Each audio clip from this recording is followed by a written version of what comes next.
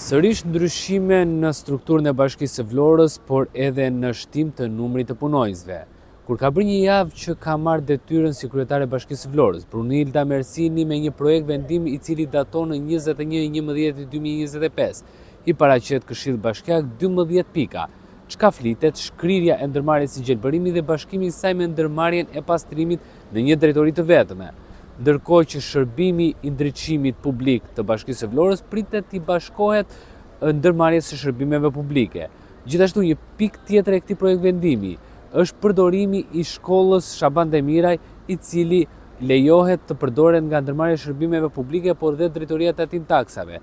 Ndër të tjera në këtë projekt vendim, në cilin është firmosur vetë nga kryetaria e Bashkisë së Vlorës Brunilda Mersini, flitet për shtim të numrit të punonjësve si dhe për rritje pagash apo pagesa për vështirësi pune për një numër punonjësish të policisë bashkiake, por edhe atyre të cilat punojnë në drejtoritë me sektore të veçanta. Në mbledhjen e ardhshme të Këshillit Bashkiak të Vlorës pritet të miratojnë sërish ndryshime në strukturën e bashkisë, por dhe numrin e punonjësve. Kryetaria e Bashkisë së Vlorës Brunilda Mersini pritet të propozojë një projekt vendim të firmosur prej saj më 21 nëntor 2025, i cili lidhet me miratimin e numrit të punonjësve dhe nivelit të pagave të bashkisë, si dhe ndryshime në disa prej institucioneve në varësi të pushtetit vendor. Sipas projekt vendimit, parashikohet transferimi i shërbimit dhe funksionit të ndërmarrjes së gjelbërimit të ndërmarrja e pastrimit, si dhe mbyllja e ndërmarrjes së gjelbërimit si institucion më vete. Po kështu sektori i ndriçimit do të kalojë në varësi të ndërmarrjes së shërbimeve publike.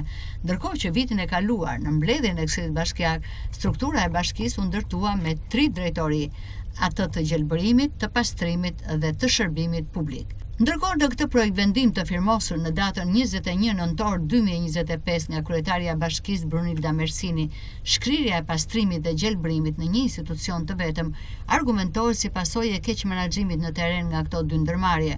Lidhur me ndryshimet që pritet të miratohen në mbledhjen e Këshillit Bashkiak, thuhet se qëllimi i këtij ristrukturimi është shpërndarja më efektive e burimeve njerëzore dhe materiale të bashkisë, me synim ofrimin e shërbimeve dhe funksioneve të përcaktuara në në mënyrë më efikase.